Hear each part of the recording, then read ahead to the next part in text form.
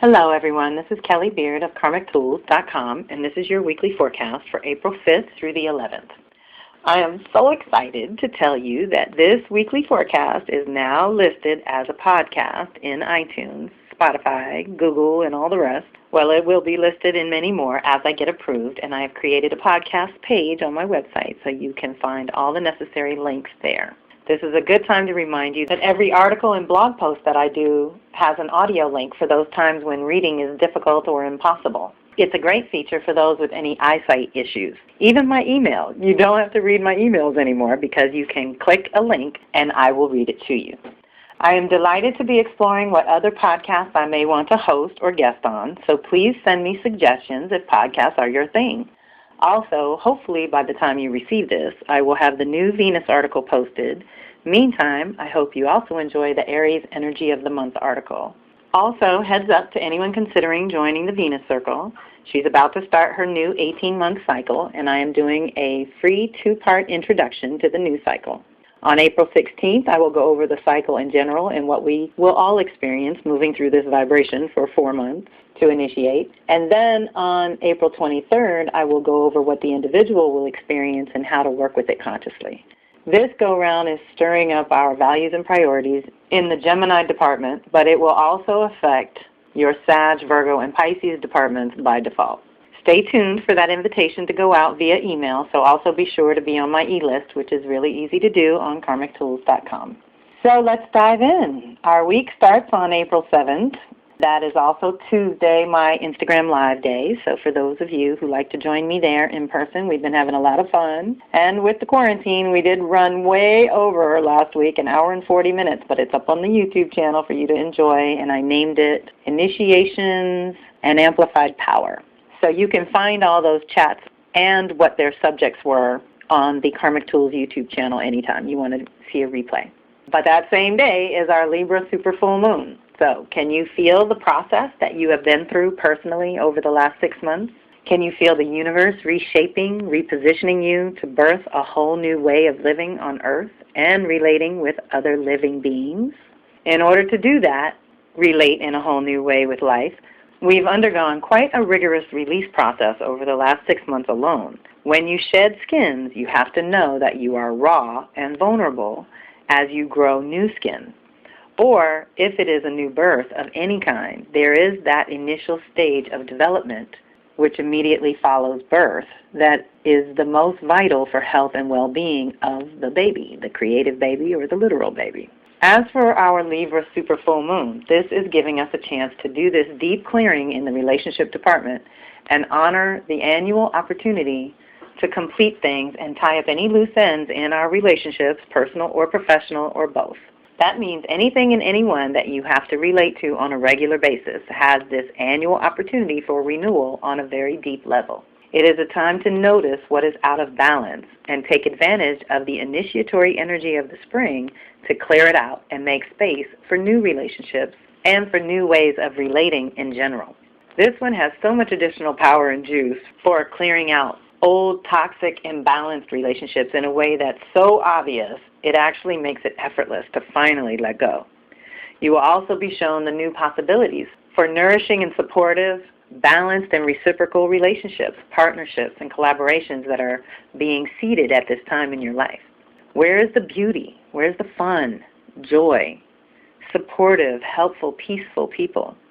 What nourishes your body, mind, soul, and spirit?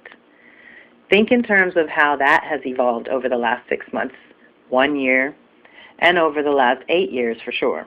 What you used to be magnetized and attracted to has likely evolved, deepened, and or changed completely from 7 to 10 years ago.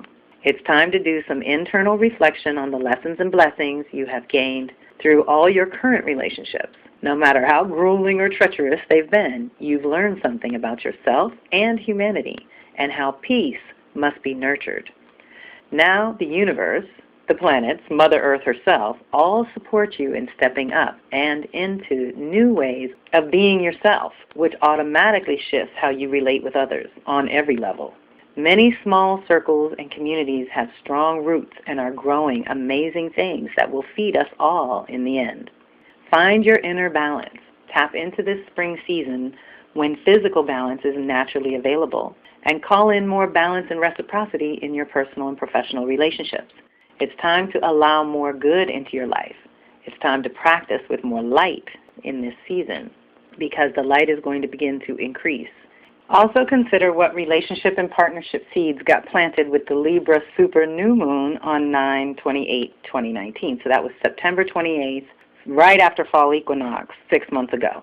I believe I was taking classes with Heather Dakota, which led to the Wise Woman Collective that I recently did, which was a huge collaboration amongst us all. So interesting times when you look at 6 months later. Also on the 7th is very busy, y'all. We got 2 Mercury and a Mars activation. So our thinking is definitely being rearranged as we speak. But Mars square Uranus is all this restriction we're feeling. So, of course I've written these things years in advance, so we're going to have to look at it through the lens and filter of now. But this is the rebel energy. I ask you, what is your cause?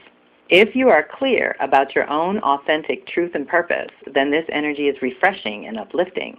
You acknowledge that change is necessary and inevitable, and you co-create with this energy to transform your current life. We can all do this. This is a rebirth energy too, and being reborn is never easy. Worth it, but not easy. However, if you are not clear about who you are and what you are capable of, this energy shines a light on that aspect of your life which you instinctively already know needs an overhaul, but for whatever reason you are still holding on to the old habits and patterns. Unwilling or unable to embrace change at this time, you only increase the feeling of being restricted by external energies. Deep breath. Your life is a direct reflection of what's going on inside you. How's it looking? Check your ego, recommit to your truth, and remember that change is good. And if you don't go voluntarily, read consciously, then you will get dragged to the next level, kicking and screaming, and you'll be so exhausted when you get there that you may miss the beauty in evolving to the next level. This is what you've been working toward, correct? Remember, conscious, effective action creates freedom. And so what we're looking at here is Mars square Uranus. That's our action and desire planet, our really movement of all kinds, squaring off with Uranus wanting to be liberated in a new way. So we just need to make new choices and choose some new actions to come out on top of this, and to not resist change, which is actually happening. And so the virus, it has still catalyzed a shift within the individual, social, and collective levels all at the same time. So what is it good for? What is this breakdown preceding as a breakthrough? You've got to look ahead. Don't look back. Don't waste your time. Don't waste your energy. And don't waste your resources looking back, unless it is to make sure you're not repeating mistakes and you're tracking along and moving in the right direction. But really, the solutions are in front of us, y'all. So Mercury sextiling Pluto, sextiling Jupiter, very helpful, because hopefully if you can change your mind, your ass will follow. That's all I can tell you. Mercury sextile Pluto energy provokes the need to delve deeper into the ideas and information being presented at this time, whether personal or professional. You will want to dig deeper, ask the hard questions, and gather insights that are deeper and more profound than usual. In your professional public life, you may find yourself doing better due diligence, and in your personal private life, you may find yourself digging a little deeper into your own mental patterns and personal history that has led to now. As you make these connections and begin to grasp these new insights, they will gain traction and you will become more grounded in your own truth.